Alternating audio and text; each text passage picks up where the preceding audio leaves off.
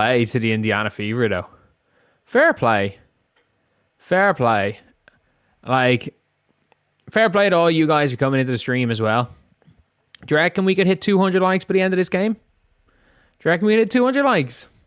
And the video to break down. 200 likes would be insane. But, look, the Indiana Fever were extremely successful in dragging the Atlanta Dream down to their level. And I have to say, they just outworked. They outworked the Dream.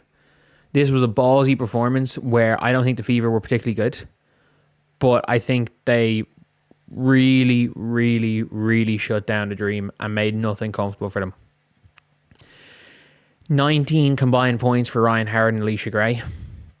Kelsey Mitchell with 19 herself.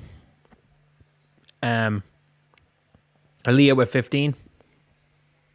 Look, I was wrong about Aaliyah backing down Bree Jones.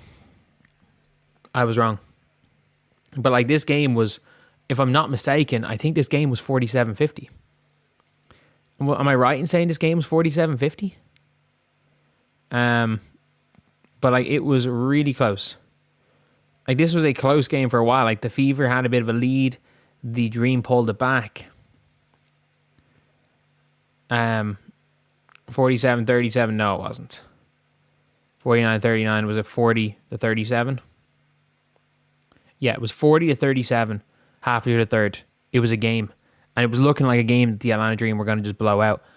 The Indiana Fever went on a 33-20 run. But like at the end of the day, it doesn't really matter what's going on now. It's garbage time. That was absolute garbage time. They went on a 7-0 run immediately to bring it out to 10 and never kind of let up. For the Dream, I thought Griner played way too many minutes today.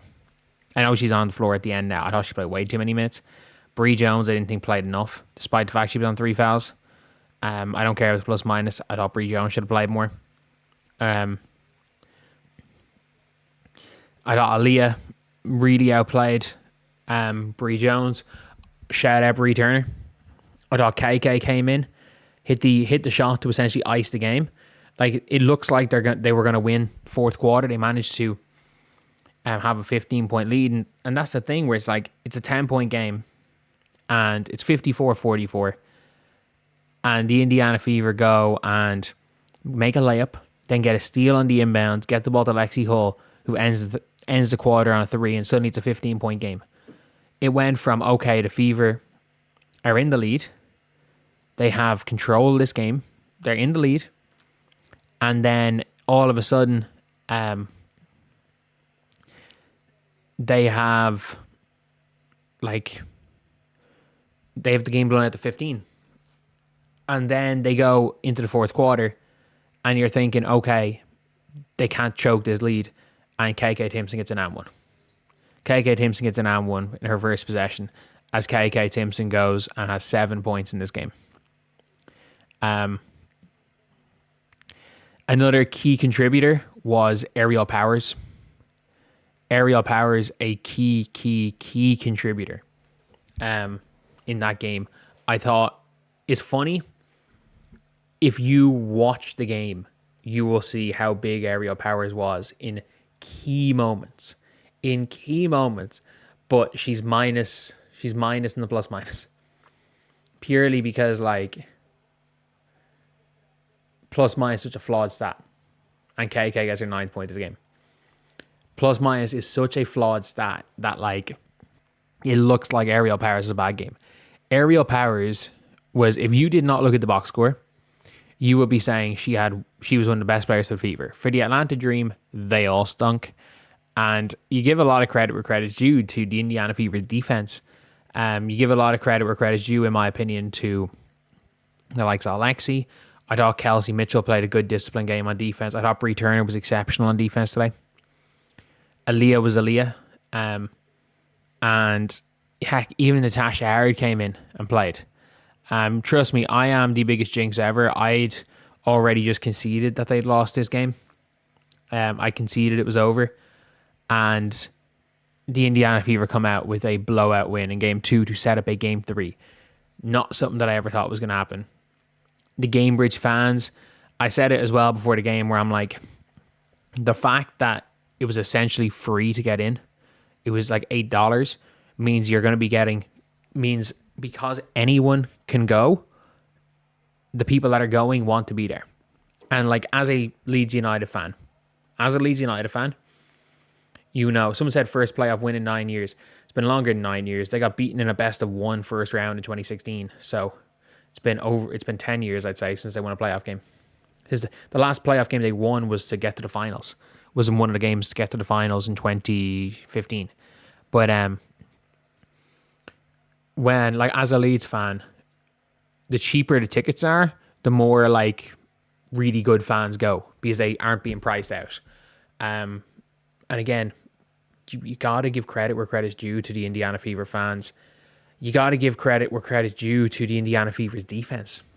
Look, a lot of their offense came from their defense. A lot of that came from the defense.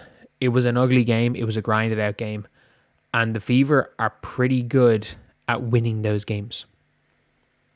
They are really, really good at winning those games this year. They've won a lot of grinded out games. And whenever you can, like, let's be real. I'm not, like, obviously, I counted the Fever out completely.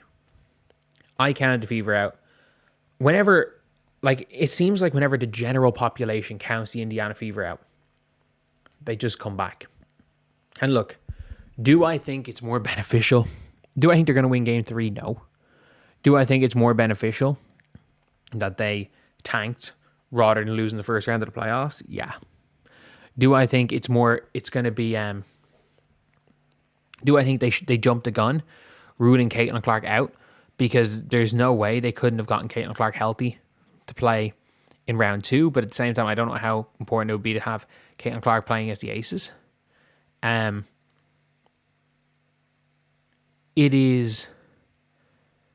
It's one of those things with the Fever that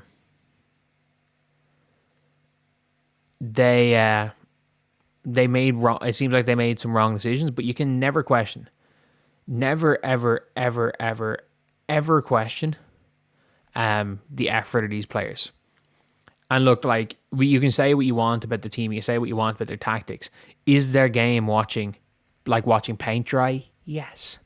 Are they the most boring team in all of basketball? Yes. Are their wins boring? This is when you know a team's boring, when you get bored when they win. Yeah, it is. But that doesn't matter at this stage. Because the Indiana Fever don't know how to give up. They don't know how to give up. And look, I always say this again. I don't think Stephanie White is the right coach for Caitlin Clark. But there's a big but there. Stephanie White is an unbelievable coach. And the Indiana Fever, I don't think they do better with any coaches, any coaching staff other than the one they have. And yes, the power of togetherness can get you so far. I do think the power of togetherness might win you a playoff series. If the power of togetherness wins a playoff series, then fair play.